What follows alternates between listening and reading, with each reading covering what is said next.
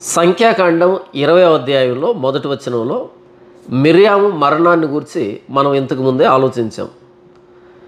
ఇశ్రాయేలీలు 38 సంవత్సరాలు కాదేషు బర్నే నుండి మరలా ఎర్ర సముద్రానికి వెళ్ళి అక్కడి నుండి మరలా ఇంకో చోటికి అలా తిరిగి 38 సంవత్సరాలు వారి ఆయుష్ని నీడలాగా గడిపేసుకున్నారు. దేవుని శాపాన్ని, దేవుని ఉగ్రతని, కోపాన్ని భరిస్తూ.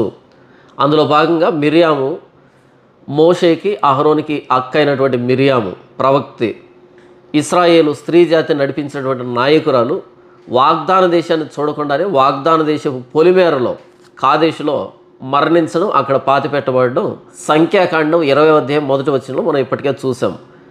అయితే ఈ 2వ వచనం నుంచి ఆ కాదేశులో చోటు చేసుకున్నటువంటి ఇంకో సంఘటన, ఈ కాదేశు బర్నే అన్నది ఇశ్రాయేలుల చరిత్రలో మలుపు, యూటర్న్. సంఖ్యాకాండం 13వ అధ్యాయం 14వ అధ్యాయంలో కాదేశు బర్నేలో ఎలాంటి సంఘటనలు చోటు చేసుకున్నాయి, కొద్ది రోజుల్లో వెళ్ళవలసినటువంటి ప్రయాణం కాస్త 40 సంవత్సరాల ప్రయాణంగా ఎలా మారింది అనేటువంటి విషయాలు మనం చూసాం కదా. అలా మరలా ఇదే కాదేశులో మిర్యాము మరణించడం, పాతిపెట్టడం జరిగింది. అది అయిపోయిన తర్వాత, అంటే మిర్యాము మరణం ఇంకా వేడివేడిగా ఉండగానే, తాజాగా ఉండగానే అక్కడ చోటు చేసుకున్నటువంటి ఇంకో సంఘటన అదేంటంటే, మొదటి వచనం నుంచి నేను చదివి వినిపిస్తాను. మొదటి నెల యందు ఇశ్రాయేలీల సర్వ సమాజము సీను అరణ్యమునకు రాగా ప్రజలు కాదేశులో దిగిరి. అక్కడ మిర్యాము చనిపోయి పాతిపెట్టబడెను. ఆ సమాజమునకు నీళ్లు లేకపోయినందున వారు మోషే అహరోనులకు విరోధముగా పోగైరి. జనులు మోషేతో వాదించుచు, అయ్యో, మా సహోదరులు యెహోవా ఎదుట చనిపోయినప్పుడు మేమును చనిపోయిన ఎడల ఎంతో మేలు.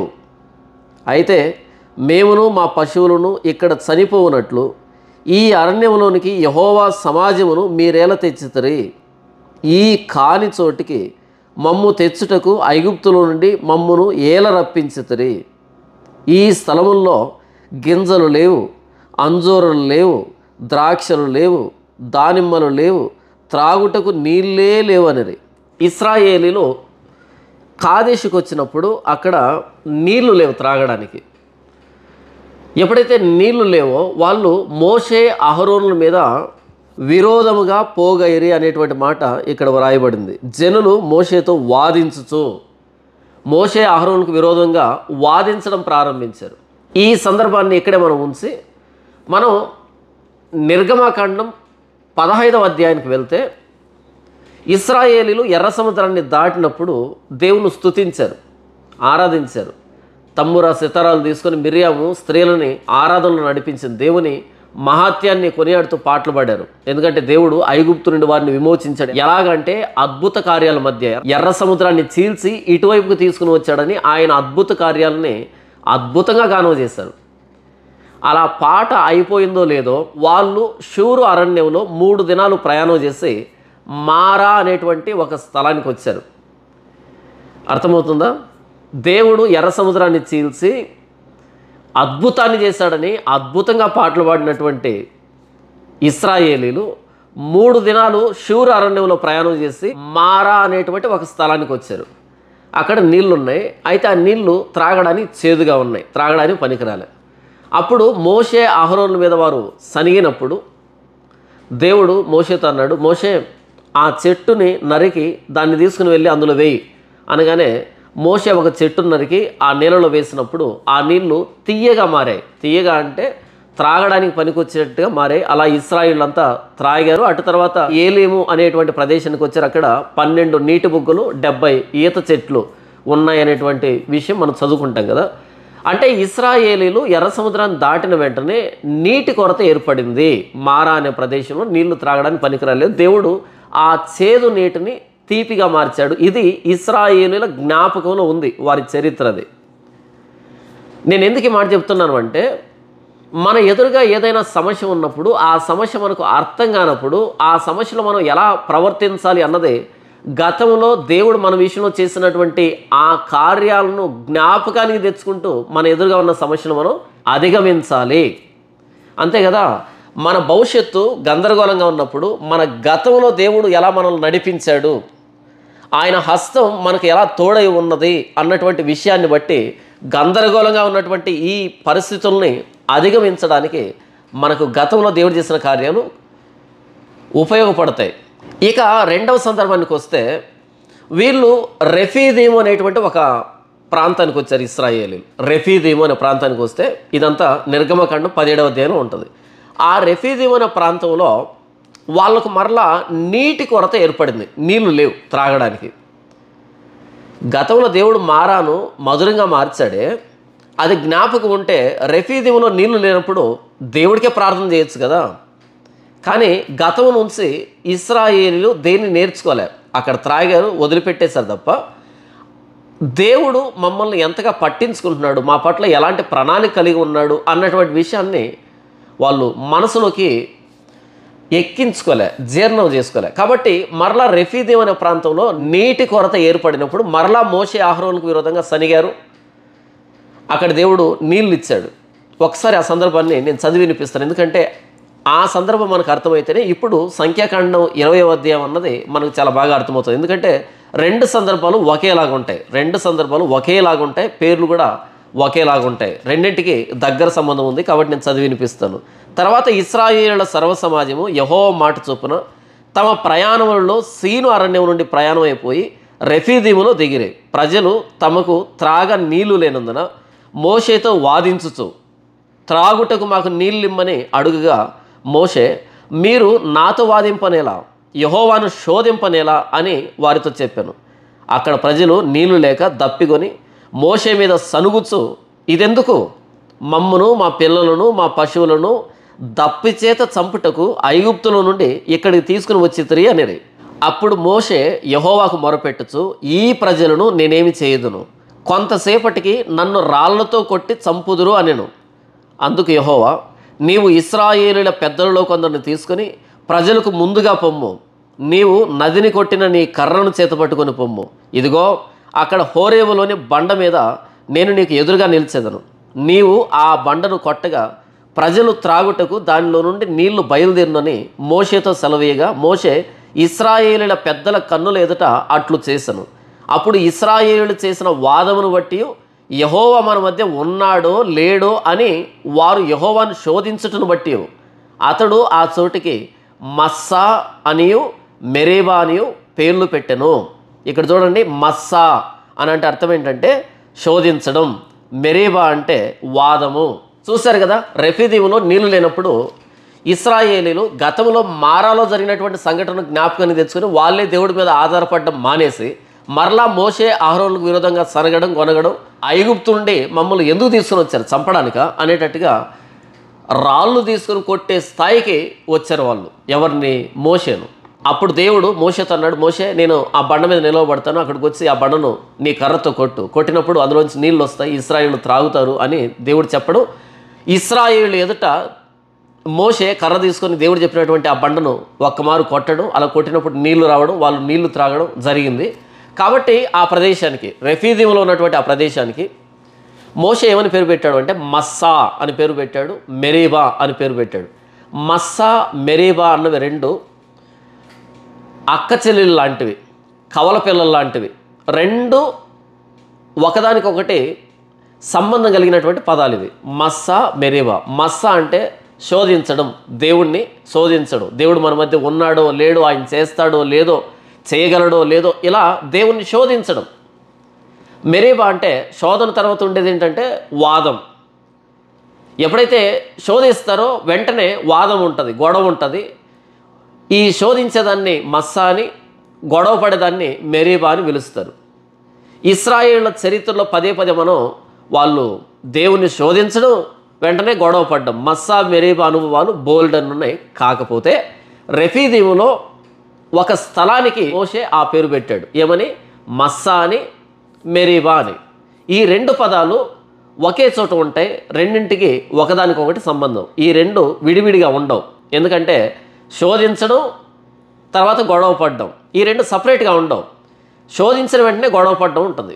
కాబట్టి మస్సా మెరీబా అనే రెండు పదాలు కవల పిల్లల లాంటివి, వీటిని విడదీయలేము. ఇప్పుడు సంఖ్యాకాండం 20వ అధ్యాయంలో మరలా మస్సా మెరీబా అనేటువంటి అనుభవంలోనికి వచ్చారు ఇశ్రాయేలీయులు. నిర్గమాకాండం 17వ అధ్యాయంలో మస్సా మెరీబాలు ఎక్కడున్నాయి? రెఫీదీములో ఉన్నాయి. అయితే సంఖ్యాకాండం 20వ అధ్యాయంలో మరలా మెరీబా వచ్చింది. మెరీబా అనేటువంటి స్థలం వచ్చింది. మెరీబాకు ముందే ఉంటుంది, మస్సా అనుభవం ఉంటుంది. మెరీబా ఉందంటే మస్సా ఉందని, మస్సా ఉందంటే మెరీబా ఉందని చెప్పాల్సిన అక్కర్లేదు. ఇవి రెండు కవల పిల్లలు. మెరీబా అని ఇక్కడ ఉంది, మస్సా లేదు కదా అంటే మెరీబాకు ముందుండే అనుభవం మస్సా అనుభవం, మస్సా తర్వాత ఉండేటువంటి అనుభవం మెరీబా అనుభవం. కాబట్టి ఒకదాన్ని చెప్పినా సరే రెండు చెప్పినట్టే, రెండు చెప్పినా సరే రెండు చెప్పినట్టే. ఎందుకంటే ఇవి రెండు విడదీయలేనటువంటి పదాలు రెండు. ఇలా ఇశ్రాయేలీల చరిత్రలో ఒకటి మారా అనుభవం ఉంది నీళ్ళకు సంబంధించి, రెండు మస్సా మెరీబా అనుభవం ఉంది. ఇవి రెండు ఎక్కడ జరిగాయంటే దేవుడు వారిని సీనాయి పర్వతం దగ్గర తీసుకుని వచ్చే క్రమంలో జరిగాయి. అయితే వీళ్ళు సీనాయి పర్వతం దగ్గర ధర్మశాస్త్రం తీసుకోవడము, ప్రత్యక్ష గుడారం నిర్మాణము, చాలా కార్యక్రమాలు జరిగి 1 సంవత్సరం తర్వాత ప్రయాణం ప్రారంభించారు సీనాయి నుండి. అలా ప్రయాణం ప్రారంభించి కాదేశు బర్నేకి వచ్చారు. కాదేశు బర్నేలో వేగులు వారిని పంపించడం, అక్కడ దేవుడు కోపగించుకోవడం, వారికి 40 సంవత్సరాల ప్రయాణాన్ని నిర్ణయించడం, ఇవంతా జరిగింది కదా. అలా కాదేశు బర్నే నుండి మరలా వెనక్కి వెళ్ళి తిరిగి మరలా అక్కడికే వచ్చారు. అంటే 40వ సంవత్సరం, వారి ప్రయాణానికి 40వ సంవత్సరం ఇది. ఈ 40వ సంవత్సరంలో మరొక్కసారి మస్సా మెరీబా అనుభవంలోకి వచ్చారు. ఎందుకు నేను ఇంతగా ఇక్కడ ఆగుతున్నాను అంటే గత చరిత్ర నుండి ఇశ్రాయేలీయులు ఎలాంటి పాఠం నేర్చుకోలేదు అనే దానికి మాత్రం చెప్తున్నాను. ఇక్కడ మారా అనుభవం ఉంది, మస్సా మెరీబా అనుభవాలు ఉన్నాయి. వారి ప్రయాణంలో 40వ సంవత్సరం ఉన్నారు. ఇప్పటికీ వాళ్ళు గతం నుంచి పాఠాలు నేర్చుకోకపోతే ఏమనాలి వీరిని? మనం కూడా అంతే. మన జీవితంలో దేవుడు ఎన్నో కార్యాలు చేస్తూ ఉంటాడు, ఎన్నో కార్యాలు. అయితే ఎక్కడ జరిగినటువంటి అద్భుతాన్ని అక్కడే వదిలిపెట్టేస్తాం. దేవుడు ఒక విషయాన్ని మనకు నేర్పిస్తున్నాడు అంటే ఇక జీవితం మర్చిపోకూడదు. సరే, సంఖ్యాకాండం 20వ అధ్యాయం 1వ వచనం నుంచి 13వ వచనం వరకు నేను చదివి వినిపిస్తాను. ఇక్కడ మెరీబా అనేటువంటి అనుభవంలోకి వచ్చారు వీళ్ళు. మెరీబాకు ముందే ఉంటుంది, మస్సా ఉంటుంది. కాబట్టి అది చెప్పకపోయినా మస్సా మెరీబా రెండు మీకు మనసులో ఉండాలి. ఇప్పుడు నేను చదివి వినిపిస్తాను ఈ మొత్తం లేఖన భాగాన్ని. 1వ నెల యందు ఇశ్రాయేలుల సర్వ సమాజము సీను అరణ్యమునకు రాగా ప్రజలు కాదేశులో దిగిరి. అక్కడ మిరియాము చనిపోయి పాతిపెట్టబడిను. ఆ సమాజమునకు నీళ్లు లేకపోయినందున వారు మోషే అహరోనులకు విరోధముగా పోగైరి. జనులు మోషేతో వాదించుచు, అయ్యో, మా సహోదరులు యెహోవా ఎదుట చనిపోయినప్పుడు మేమును చనిపోయిన ఎడల ఎంతో మేలు. అయితే మేమును మా పశువులను ఇక్కడ చనిపోవునట్లు ఈ అరణ్యములోనికి యెహోవా సమాజమును మీరేల తెచ్చితరి. ఈ కాని చోటికి మమ్ము తెచ్చుటకు ఐగుప్తులో నుండి మమ్మును ఏల రప్పించితరి. ఈ స్థలములో గింజలు లేవు, అంజూరలు లేవు, ద్రాక్షలు లేవు, దానిమ్మలు లేవు, త్రాగుటకు నీళ్ళే లేవనిరి. అప్పుడు మోషే అహరోనులు సమాజం ఎదుటి నుండి ప్రత్యక్ష గుడారం యొక్క ద్వారంలోనికి వెళ్ళి సాగిలపడగా యెహోవా మహిమ వారికి కనబడెను. అంతటా యెహోవా మోషేకు ఇలాగున సెలవిచ్చును, నీవు నీ కర్రను తీసుకుని నీవును నీ సహోదరుడైన అహరోనును ఈ సమాజమును పోగు చేసి వారి కన్నుల ఎదుట ఆ బండతో మాట్లాడము, అది నీళ్ళిచ్చును. నీవు వారి కొరకు నీళ్లను బండలో నుండి రప్పించి సమాజమునకును వారి పశువులనుకును త్రాగుటకిమ్ము. యెహోవా అతనికి ఆజ్ఞాపించినట్లు మోషే ఆయన సన్నిధి నుండి ఆ కర్రను తీసుకుని పోయాను. తరువాత మోషే అహరోనులు ఆ బండ ఎదుట సమాజమును పోగు చేసినప్పుడు అతడు వారితో, ద్రోహులరా వినుడే, మేము ఈ బండలో నుండి మీ కొరకు నీళ్లు రప్పింపవలెనా అనెను. అప్పుడు మోషే తన చెయ్యి ఎత్తి 2 మార్లు తన కర్రతో ఆ బండను కొట్టగా నీళ్లు సమృద్ధిగా ప్రవహించెను. సమాజమును పశువులను త్రాగెను. అప్పుడు యెహోవా మోషే అహరోనులతో, మీరు ఇశ్రాయేలీల కన్నుల ఎదుట నా పరిశుద్ధతను సన్మానించినట్లు నన్ను నమ్ముకొనకపోతురి కనుక ఈ సమాజమును నేను వారికి ఇచ్చిన దేశంలోనికి మీరు తోడుకొని పోరని చెప్పాను. అవి మెరీబా జలమనబడెను. అవి మెరీబా జలమనబడెను. ఏలైనగా ఇశ్రాయేలీలు యెహోవాతో వాదించినప్పుడు ఆయన వారి మధ్యను తన్ను పరిశుద్ధపరుచుకొనెను. మెరీబా అంటే వివాదము, గొడవ అని. ఇశ్రాయేలీలు ఎర్ర సముద్రాన్ని దాటి సీనాయి వరకు వచ్చేంత వరకు వాళ్ళు సనిగారు, గొనిగారు, వివాదపడ్డారు అంటే అర్థం ఉంది. ఎందుకంటే అది వారి ప్రారంభ దశ. చిన్నపిల్లలప్పుడు ప్రతి ఒక్కరు తప్పు చేస్తారు కదా, అలా ఇశ్రాయేలుల జాతికి బాల్య దశది. ఇంకా సీనాయి పర్వతం దగ్గరికి రాలేదు, ధర్మశాస్త్రాన్ని తీసుకోలేదు, దేవునితో నిబంధన జరగలేదు, అరణ్యంలో ప్రయాణంలో అనేకమైన విషయాల్లో అనుభవాన్ని సంపాదించలేదు. కాబట్టి అది వారి బాల్య దశ, ఎర్ర సముద్రం నుండి సీనాయి వరకు. కాబట్టి కొన్ని అడపాదడపా ఏవో జరిగాయి అంటే అర్థం ఉంది. కానీ కాదేశు బర్నే నుండి బయలుదేరి 38 సంవత్సరాలు తిరిగి అంటే మొత్తానికి 40వ సంవత్సరంలో మరలా అదే కాదేశు బర్నేకి వచ్చి అక్కడ నీళ్లు లేకపోతే మరలా మోషే అహరోనుకు విరోధంగా సనుగుతున్నారు, గొడవ పెట్టుకుంటున్నారు అని అంటే వీళ్ళను ఏమనాలి? వీళ్ళు చరిత్ర నుండి ఎలాంటి పాఠాలు నేర్చుకోలేదు. 40 సంవత్సరాల క్రితం అలాగే ఉన్నారు, ఇప్పుడు అలాగే ఉన్నారు. వీరి జీవితాల్లో ఎక్కడ మార్పు రాలేదు. అప్పటికే మోషే అహరోనుల అక్క అయినటువంటి మిరియాము మరణించింది. ఆ మరణం అనేది తాజాగా ఉంది, అంటే వారి కన్నుల ఎదుట ఉంది. ఒక నాయకురాలు వాగ్దానం చేసిన చూడకుండా మరణించడం అంటే చిన్న విషయమా? ఆలోచించదగ్గ విషయం కాదా? మరి అలాంటి నాయకురాలనే దేవుడు మినహాయించలేదే అనేటువంటి ఆ భయం ఏమాత్రం లేదు వీరిలో. నీళ్లు లేవంట, కాబట్టి మోషే అహరోనులకు విరోధంగా సనుగుతున్నారు, గొనుగుతున్నారు. వాళ్ళు సనుగుతున్న విధానం చూడండి ఎంత అసహ్యంగా ఉందో. ఆ సమాజమునకు నీళ్లు లేకపోయినందున వారు మోషే అహరోనులకు విరోధంగా పోగైరి. జనులు మోషేతో వాదించుతూ, అయ్యో మా సహోదరులు యెహోవా ఎదుట చనిపోయినప్పుడు మేమును చనిపోయిన ఎడల ఎంతో మేలు. అంటే ఈ అరణ్యయాత్రలో రాలిపోయినటువంటి వాళ్ళ మరణాలు చాలా మేలు అంటున్నారు. వాళ్ళు ఎందుకు మరణించారు? యెహోవా శాపానికి లోనై, యెహోవా కోపానికి లోనై వారి దోష శిక్షను భరిస్తూ మరణించారు. కానీ వీళ్ళేమంటున్నారు అంటే చనిపోయిన వాళ్ళే అదృష్టవంతులు అని అంటున్నారు. వాళ్ళు చనిపోయింది అవిధేయతతో కదా, శాపానికి లోనే కదా, ఆ మరణాలు మేలు అంటున్నారు. అంటే వీళ్ళు మోషే అహరోనులను ఎంతగా సనుగుతున్నారు, ఎంతగా వివాదపడుతున్నారు, దేవుణ్ణి ఎంతగా కోపానికి రేకెత్తిస్తున్నారు అన్నది మనకు అర్థం కావాలి. ఏదైతే శాపమో దాన్ని మేలు అంటున్నారు ఇక్కడ వీళ్ళు. 4వ వచనం, అయితే మేమును మా పశువులను ఇక్కడ చనిపోవునట్లు ఈ అరణ్యంలోనికి యెహోవా సమాజమును మీరేలా తెచ్చితరే. మోషే అహరోనులంట ఈ ఇశ్రాయేలు సర్వ సమాజాన్ని ఈ అరణ్యంలో చంపడానికి తీసుకుని వచ్చారంట. మీరేలా తీసుకుని వచ్చి మమ్మల్ని మా పశువులను అంటే ఎందుకు తెచ్చారు, మమ్మల్ని ఎందుకు నడిపిస్తున్నారు మీరు అని దేవుని విమోచన కార్యాన్ని వ్యతిరేకిస్తున్నారు. వీళ్ళని ఐగుప్తు నుంచి తీసుకుని వచ్చింది మోషేనా? దేవుడు కాదా? మోషే నాయకత్వంలో నడిపించాడు తప్ప మోషే కాదు కదా వీరిని ఐగుప్తు నుంచి తీసుకుని వస్తున్నది. ఐగుప్తులో 10 రకాల అద్భుతాలు చేసింది, తెగుళ్ళు ఐగుప్తు దేశం మీద కొమ్మరించింది మోషేనా? లేకపోతే మోషే ద్వారా దేవుడు చేశాడు ఇవన్నీ? అంటే మోషే అహరోను నిందించడం ద్వారా, గొడవ పడడం ద్వారా దేవుని విమోచన కార్యాన్ని వీళ్ళు ధిక్కరిస్తున్నారు. మీరు తీసుకుని వచ్చారు. ఎందుకు తీసుకొచ్చారంట? మేమును మా పశువులను ఇక్కడ చనిపోనట్లు ఈ అరణ్యంలోనికి యెహోవా సమాజమును మీరేలా తెచ్చితరి. ఈ కాని చోటికి మమ్మను తెచ్చుటకు. ఏంటంటే అది కాని చోటు. వాగ్దాన దేశానికి ప్రయాణం కదా ఇది, దేవుని నడిపింపు కదా ఇది, దేవుని కాపుదల కదా ఇది. దేవుని ప్రయాణాన్ని వీళ్ళు ఏమంటున్నారు అంటే ఈ కాని చోటికి మమ్మను తెచ్చుటకు ఐగుప్తుల నుండి మమ్మను ఏల రప్పించితరి. ఈ కాని చోటికి మమ్ము తెచ్చుటకు ఐగుప్తుల నుండి మమ్మను ఏల రప్పించితరి. ఎవరు రప్పించారు? దేవుడు కదా. కానీ మోషే అహరోనులకు విరోధంగా గొడవ పడుతున్నారు.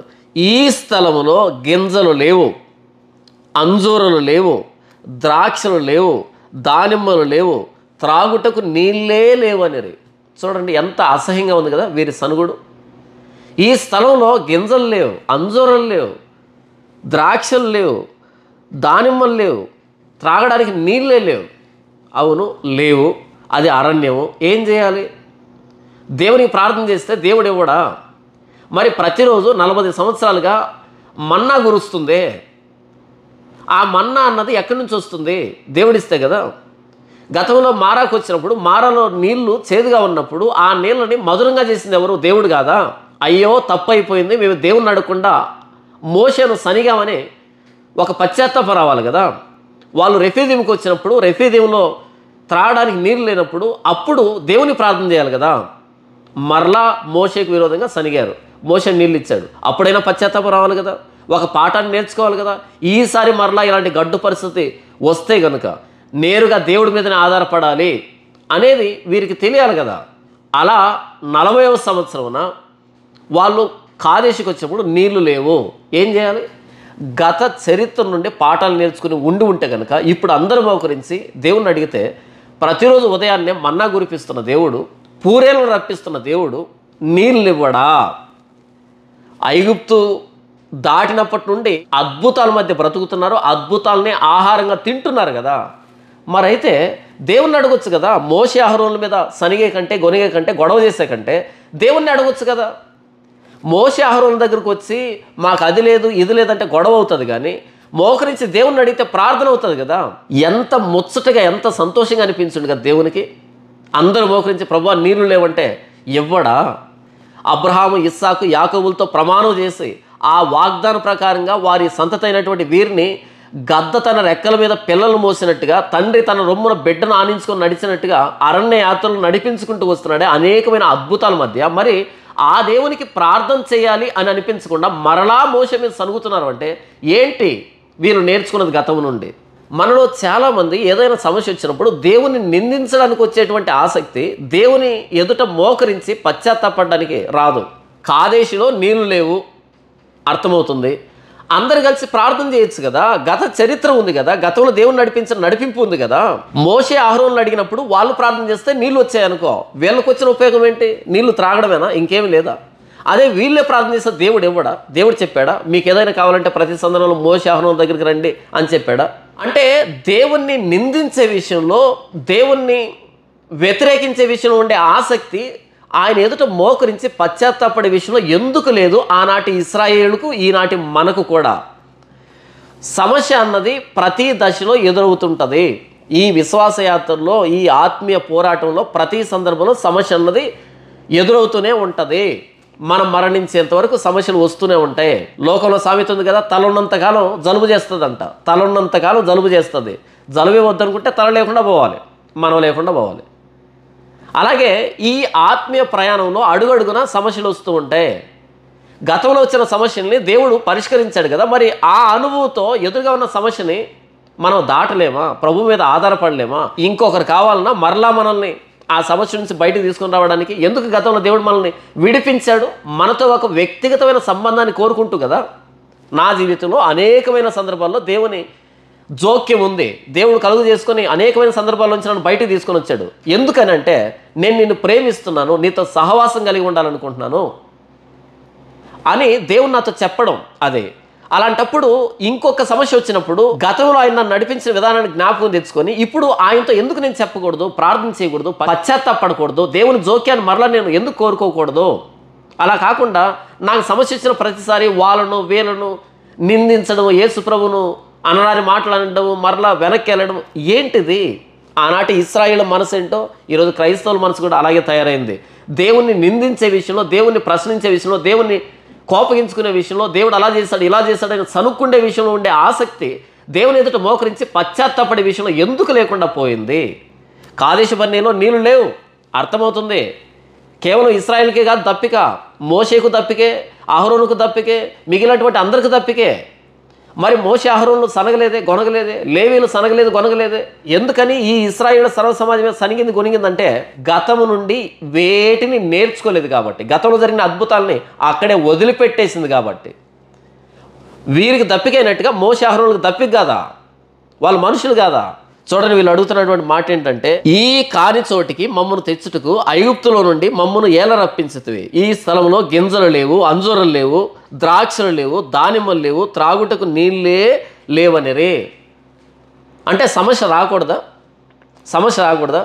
ఐగుప్తు నుంచి బయలుదేరి ఇటువైపుకి వచ్చిన రోజు నుంచి ఇక వాగ్దాన దేశాన్ని స్వతంత్రించుకుంటాం అనేంత వరకు కూడా ఇదే పాట.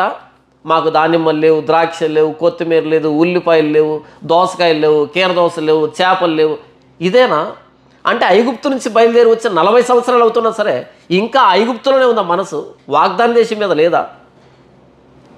అర్థమవుతుందా? ఐగుప్తు నుంచి బయలుదేరి వచ్చిన తొలినాళ్ళలో ఇదే కేక. ఈ స్థలంలో చేపలు లేవు, కూరగాయలు లేవు, అవి లేవు, ఇవి లేవు అని అన్నారు. 40వ సంవత్సరంలో కూడా అదే పాట. వీళ్ళకేమి లేవంట, ఈ స్థలంలో గింజలు లేవు, అంజూరలు లేవు, ద్రాక్షలు లేవు, దానిమ్మలు లేవు, త్రాగుటకు నీళ్లు లేవు. లేకపోతే దేవుని అడగాలి కదా. మోషే మీద గొడవకు వస్తే ఇవన్నీ తెచ్చిస్తాడేంటి? అంటే వీరి మనసులో నుంచి ఐగుప్తు పోలే. 40 సంవత్సరాలు అవుతున్నా సరే వీళ్ళు భౌతికంగా అరణ్యంలో ఉన్నారే తప్ప నిజానికి వీళ్ళ మనసంతా ఐగుప్తులోనే మిగిలిపోయింది. ఐగుప్తు బానిసత్వాన్ని కోరుకుంటున్నారు వీళ్ళంతే.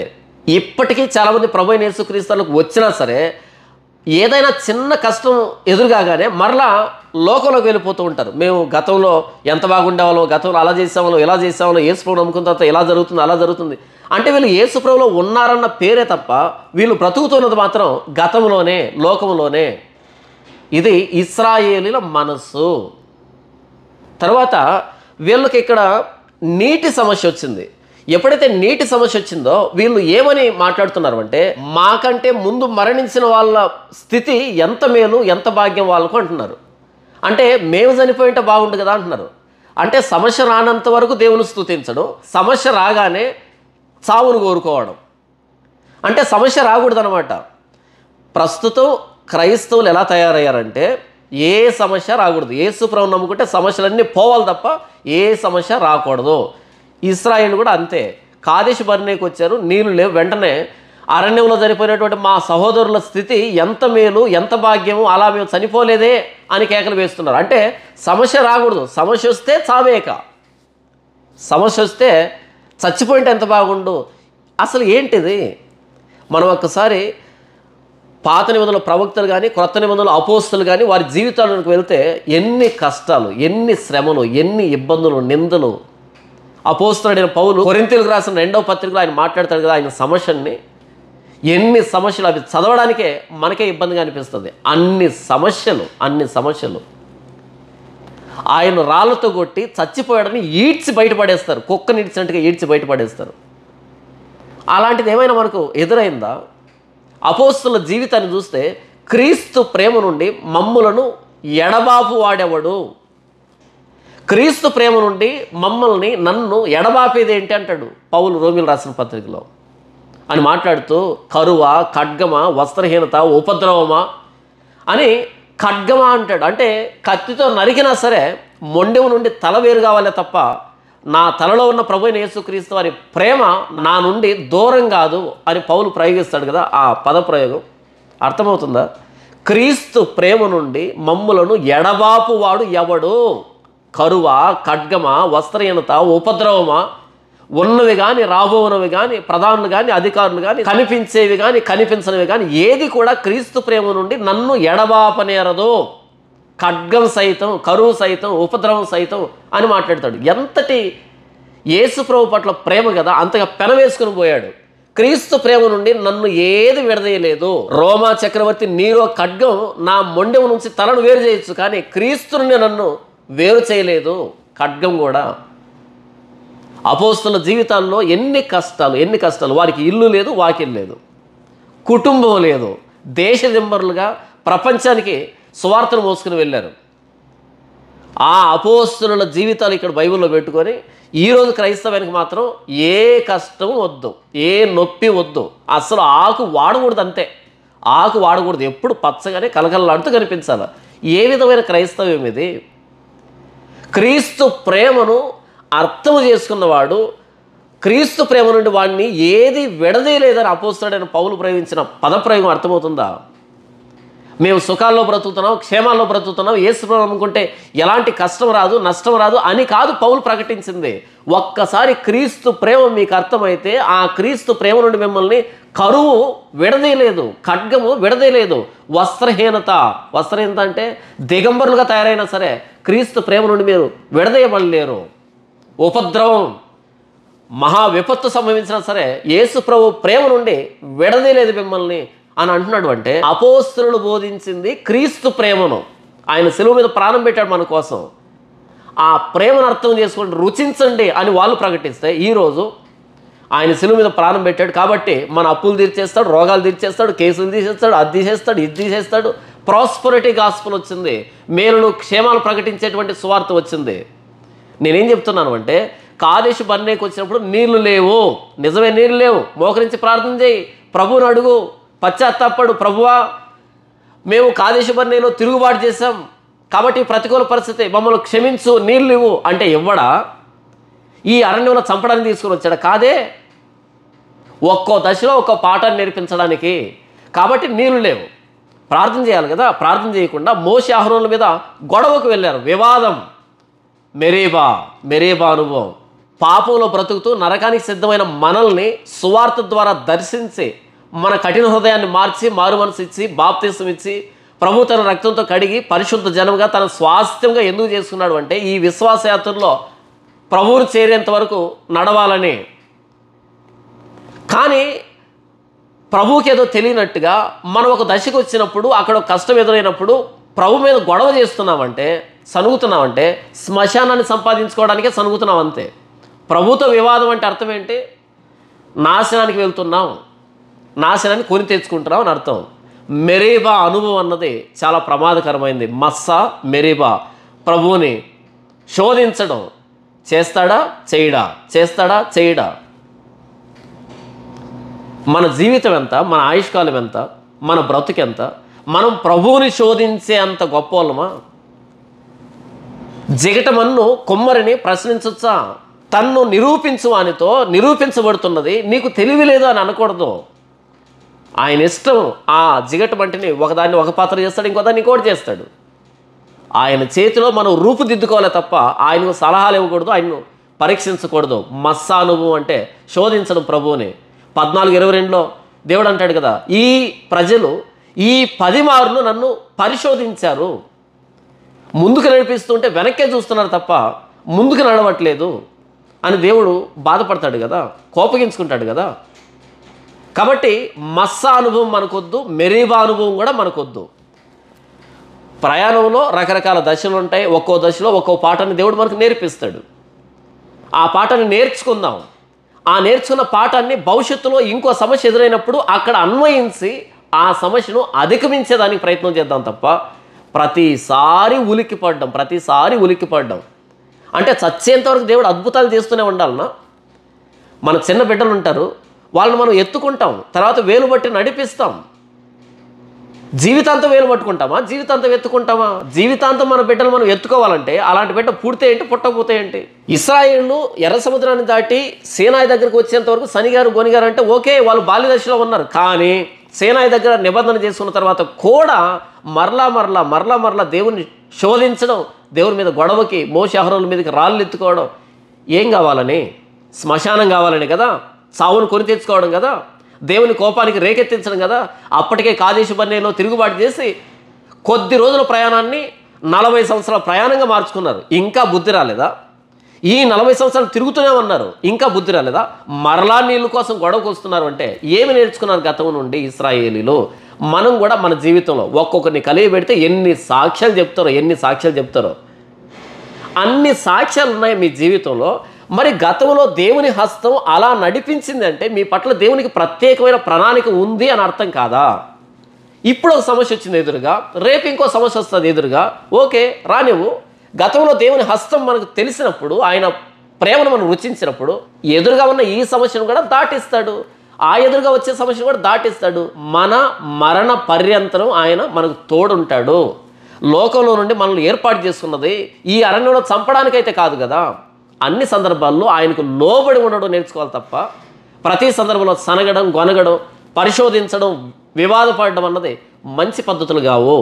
రెఫీదీములో మస్సా, మెరీబా ఏంటో అర్థం చేసుకుని ఉంటే మరలా కాదేశు బర్నేలో మెరీబా అనుభవంలోకి రారు కదా. కాబట్టి నన్ను దేవుడు లోకం నుండి ఏర్పాటు చేస్తున్నాడు. తన కుమారుడైన ప్రభువైన యేసుక్రీస్తు కలువరి సిలువ ద్వారా, ఆ సువార్త ద్వారా నన్ను దర్శించాడు. ఆయన నా పట్ల ఆయనకు ప్రత్యేకమైన ప్రణాళిక ఉంది. రకరకాల దశల ద్వారా నడిపించుకుంటూ వస్తున్నాడు ఆయన. ఒక్కో దశ నాకు కష్టంగానే అనిపించింది, ఆ కష్టాన్ని ఆయన దాటించాడు. ఈరోజు నాకు ఒక కష్టం వచ్చింది, దాటిస్తాడు. ఇంకా దాటించలేదు కదా, గతంలో దాటించినటువంటి వాటిని మనసులోకి తెచ్చుకొని దీన్ని కూడా దాటిస్తాడు అని నమ్మాలంతే. ఎందుకంటే నన్ను ఆయన వాగ్దాన దేశానికి చేర్చడానికి తీసుకుని వస్తున్నాడు, ఇక్కడ చంపడానికి కాదు కదా. కాబట్టి ఇది దాటితేనే కదా వాగ్దాన దేశం వస్తుంది. ఇది కూడా దాటుతాను, ఆ వచ్చేది కూడా దాటుతాను. ఎందుకంటే నన్ను తీసుకుని వస్తున్నవాడు నమ్మదగిన వాడు, నీతిమంతుడు కాబట్టి. ఆ రోజు అబ్రహాము, ఇస్సాకు, యాకోబులతో వాగ్దానం చేశాడు కాబట్టి ఆ వాగ్దానాన్ని కట్టుబడి ఇశ్రాయేలుని నడిపించుకుంటూ వస్తున్నాడు అనేక దశలను దాటించుకుంటూ. వారికంటే మరి శ్రేష్టమైనటువంటి నిబంధన వాగ్దానం ఏంటంటే ఎవరైతే ప్రభువైన యేసుక్రీస్తు వారిని విశ్వాసం ఉంచుతారో వారు నశింపక నిత్యజీవం పొందుతారు. తండ్రి నాకు అనుగ్రహించిన వారందరినీ నేను కాపాడుతాను, నా చేతిలో నుండి వారిని ఎవరు అపహరించరు అని ప్రభువైన యేసుక్రీస్తు వారు చెప్పలేదా? ప్రభువైన యేసుక్రీస్తు వారి చేతిలో నుండి ఎవరైనా మనల్ని అపహరించగలరా? దేవుడు నాటినటువంటి మనల్ని ఎవరైనా పెళ్లగించగలరా?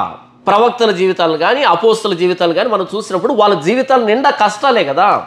ఈరోజు సువార్త కలుషితమై మేలులు క్షేమాలు ప్రకటించబడుతున్నాయి, కానీ నిజమైన సువార్త కాదు ఇది. ప్రాస్పరిటీ గాస్పెల్ వచ్చింది. పెంటెకోస్టలిజం వచ్చినప్పటి నుంచి ప్రాస్పరిటీ గాస్పెల్ వచ్చింది. అద్భుతాలు, మేలులు, క్షేమాలు, దర్శనాలు, ప్రవచనాలు, భాషలు, రకరకాల ఈ చెత్త విషయాలన్నీ వచ్చి సువార్త కలుషితమైంది. కానీ మనం నిజంగా బైబిల్ను తెరిచి ప్రవక్తల జీవితాలను కానీ అపోస్తుల జీవితాలను కానీ చూసినప్పుడు వారి జీవితం అంతా కష్టాలే, కానీ ఆ కష్టాల్లో వాళ్ళు ఎందుకు ఎలా సంతోషించగలిగారు అంటే క్రీస్తు ప్రేమ. ప్రభువైన యేసుక్రీస్తు వారు సిలువ దగ్గరికి వచ్చినప్పుడు ఆ ప్రేమను మనం అర్థం చేసుకుంటే ఆ ప్రేమ నుండి మనల్ని విడదీసేది ఏదీ లేదు. కరువు కానీ, ఖడ్గం కానీ, ఉపద్రవం కానీ, వస్త్రహీనత కానీ, ఉన్నవి కానీ, రాబోనవి కానీ, కనిపించేవి కానీ, కనిపించనివి కానీ, ప్రధానులు కానీ, అధికారులు కానీ ఏవి కూడా క్రీస్తు ప్రేమ నుండి మనల్ని విడదీయలేవు. దీన్ని అపోస్తలుడైన పౌలు అంటాడు, జ్ఞానమునకు మించిన క్రీస్తు ప్రేమను మీరు తెలుసుకున్నట్లు మీకోసం ప్రార్థన చేస్తున్నానే. జ్ఞానానికి మించిన క్రీస్తు ప్రేమ. ప్రభువైన యేసుక్రీస్తు వారు సిలువ దగ్గరకు వచ్చి ఏం కోరుకోవాలి? ప్రభువా, ఇంతటి పాపినైనా నన్ను మీరు సిలువలో ప్రాణం పెట్టేంతగా ప్రేమించారు నాయనా, పరిశుద్ధాత్మ దేవుని ద్వారా ఆ ప్రేమను నా హృదయంలో కుమ్మరించండి, ఆ ప్రేమను నేను అనుభవించినట్లుగా సహాయం చేయండి అని అడగాలి.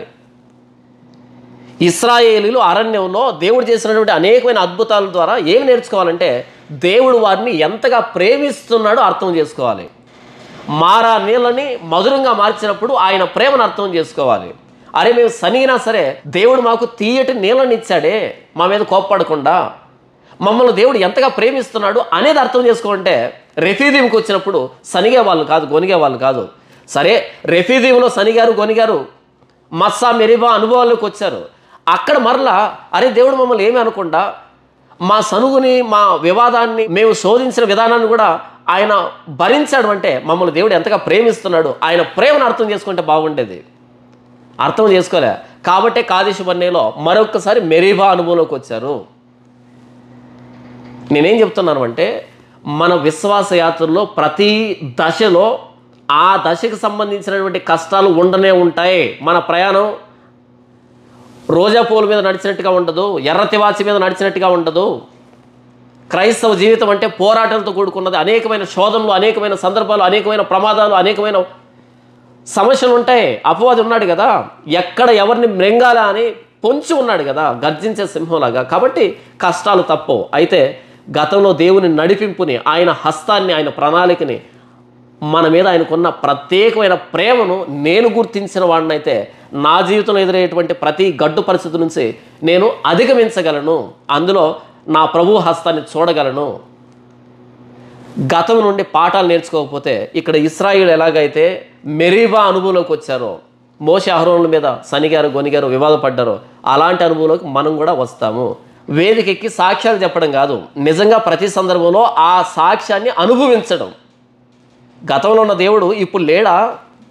గతంలో సాక్ష్యం చెప్పావు కదా, మరి ఇప్పుడు లేడా దేవుడు? ఇప్పుడు నీ కష్టం నుంచి నిన్ను బయటికి తీసుకొని రాడా? దాటించలేడా? ఆయన నిన్న, నేడు, రేపు ఏకరీతిగా ఉండే దేవుడు. మనలో మార్పు రావాలి తప్ప ఆయనలో మార్పు రాదు. మలాకి గ్రంథంలో అంటాడు కదా, ఓ ఇశ్రాయేలులారా, ఆయన మార్పు లేనివాడు కాబట్టి మీరు లయం కాలేదు అంటాడు.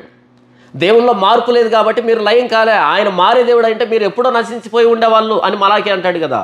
కాబట్టి ప్రస్తుతం మన ఎదురు ఏదైనా సమస్య మనల్ని భయపెడుతూ ఉంటే మనలో మార్పు వచ్చిందని ప్రభుతో సమాధాన పడితే ఆ పర్వతం తొలగిపోతుంది. ఓ పర్వతమా, జెరుబ్బాబెలును అడ్డగించడానికి నీవు ఏ పాటిదానము చదును భూమిగా అవుతావు అని ప్రవక్త చెప్పలేదా? జెరుబ్బాబెలు ఎదురుగా పర్వతం ఉంది. ఓ పర్వతమా, జెరుబ్బాబెలును అడ్డగించడానికి నీవు ఏ పాటిదానము చదును భూమి అవుతావు. చేస్తాడు, పర్వతాలు ఉంటాయి, చదునుగా చేస్తాడు. ఇంతవరకు నేనేం చెప్పాను అంటే ఇశ్రాయేలు కాదేశుకు వచ్చినప్పుడు నీళ్లు లేకపోతే వాళ్ళు ప్రార్థన చేయలే, పశ్చాత్తాపడలే, ప్రభు మీద ఆధారపడలే, మోషే అహరోనుల మీద గొడవ పెట్టుకున్నారు. ఇది మెరీబా అనుభవం. కాదేశులో వారికి నీళ్ళు ఎలాగైతే లేవో అలా మనం ప్రతికూల పరిస్థితుల్లోకి వచ్చినప్పుడు పశ్చాత్తాపడదాం, మన పాపాన్ని ఒప్పుకుందాం, ప్రభు మీద ఆధారపడదాం. మన కోసం సిలువలో ప్రాణం పెట్టిన ప్రభు అయిన యేసుక్రీస్తు వారు మనల్ని ఎందుకు విడిచిపెడతాడు? చూడుము, నా అరచేతుల మీద నేను నిన్ను చెక్కుకొని ఉన్నాను అన్నటువంటి ఆ దేవుడు ప్రభువైన యేసుక్రీస్తు వారు మనల్ని తన అరచేతుల మీద చెక్కుకున్నాడు. అరచేతుల మీద అర్థమవుతుందా దానిలోని లోతు? మరి అలాంటి ప్రభువైన యేసుక్రీస్తు వారు మనల్ని ఎందుకు విడిచిపెడతాడు? మనలో ఏదో పాపం కనిపించింది కాబట్టి తాత్కాలికంగా మనం ఆ పరిస్థితుల్లో నేర్చుకోవడానికి అనుమతి ఇస్తున్నాడు. ఆయన మీద ఆధారపడడానికి ఒక అవకాశాన్ని ఇస్తున్నాడు. అంతే తప్ప మనల్ని విడిచిపెడదామని కాదు. మన జీవితంలోనే కాదు ఈ కష్టాలు. ప్రభువైన యేసుక్రీస్తు వారిని సర్వ ప్రపంచానికి మోసుకుని వెళ్ళినటువంటి అపోస్తలుల జీవితాలు అన్ని కష్టాలే. వాళ్ళ కష్టాలతో పోల్చుకుంటే అసలు మనవి కష్టాలే కాదు. అపోస్తలులు అంత కష్టపడుతూ కూడా వాళ్ళు అన్న మాట ఏంటంటే, క్రీస్తు ప్రేమ నుండి మమ్మలను ఎడబాపునది ఏది ఎడబాపు లేదు. కాబట్టి మన సమస్య ఏంటంటే, మనం సమస్యలు చూసి సమస్య అనుకుంటున్నాం, కానీ నిజంగా క్రీస్తు ప్రేమను మనం అనుభవిస్తే ఆ క్రీస్తు ప్రేమ ప్రతి కష్టాన్ని మనం దాటేటట్టుగా, సునాయాసంగా దాన్ని జయించేటట్టుగా చేస్తుంది. సమస్య ఏంటంటే, మనం క్రీస్తు ప్రేమను అనుభవించటంలే, క్రీస్తును నమ్ముకున్నాం తప్ప ఆ క్రీస్తు ప్రేమ ఏంటో అనుభవించలేదు. కాబట్టి ఈ లోకంలో వచ్చేటువంటి సమస్యలే పెద్దవిగా కనిపిస్తున్నాయి. ఒక్కసారి క్రీస్తు ప్రేమను అనుభవించి చూడు. అరచేతుల్లో మేకులు కొట్టించుకున్న ప్రేమ, కాలంలో మేకులు కొట్టించుకున్న ప్రేమ, తల మీద ముళ్ళ కిరీటం పెట్టించుకున్న ప్రేమ, గుండెల్లో బల్లింపోటు తిన్న ప్రేమ, పిడిగుద్దులు, ముఖం మీద ఉమ్మివేతలు, ఒళ్ళంతా గాయాలు, అవమానాలు, హేళనలు, సిలువ మోసిన ప్రేమ అది. ఆ ప్రేమను రుచిస్తే ఇప్పుడు మనకున్నటువంటి కష్టాలుగానే అనిపించవు. రోమా చక్రవర్తి నీరో ఖడ్గము కూడా క్రీస్తు ప్రేమ నుండి నన్ను ఎడబాపలేదు అన్నాడు. అంటే కత్తికి కూడా భయపడలే. కత్తి కూడా క్రీస్తు ప్రేమ నుంచి ఎడబాపలేకపోయింది పౌలుని. కరువు కానీ, వస్త్రహీనత కానీ, ఉపద్రవం కానీ. కాబట్టి మన సమస్య క్రీస్తు ప్రేమను రుచించడం. మనం యేసు ప్రేమను నమ్ముకొని చర్చికి వెళ్తున్నామే తప్ప నిజంగా ప్రభువైన యేసుక్రీస్తు వారి ప్రేమ పరిశుద్ధాత్మ దేవుని ద్వారా మనలో కుమ్మరించబడితే అప్పుడు ప్రతి సమస్యను అలా దాటగలుగుతాం. ఇశ్రాయేలు కాదేశు బర్నేకి వచ్చినప్పుడు నీళ్ళు లేకపోతే శనిగారు గొనిగారు గొడవ పడ్డారు. ఎందుకంటే గతం నుంచి నేర్చుకోలే. వాళ్ళు గతం నుంచి నేర్చుకోలేదంటే వదిలిపెట్టేద్దాం. 2000 సంవత్సరాల క్రితం గొల్గొతా కొండ మీద ప్రభువైన యేసుక్రీస్తు వారు సిలువలో నీ కోసం నా కోసం ప్రాణం పెట్టాడు. ఆ ప్రాణత్యాగాన్ని అర్థం చేసుకుందాం. మన ఎదురుగా ఎన్ని సమస్యలైనా రానివ్వు, ఎన్ని పర్వతాలు ఎదురున్నా సరే చదునుగా మారతాయి. అంతే. ఎవరైతే ప్రభువైన యేసుక్రీస్తు వారి ప్రాణత్యాగాన్ని, ఆయన సిలువ మరణాన్ని అర్థం చేసుకుంటారో, ఆయన సిలువలో గార్చిన రక్తాన్ని బట్టి ఆయన ప్రేమను అర్థం చేసుకుంటారో, వారి జీవితంలో మెరీబా అనుభవం ఉండనే ఉండదు.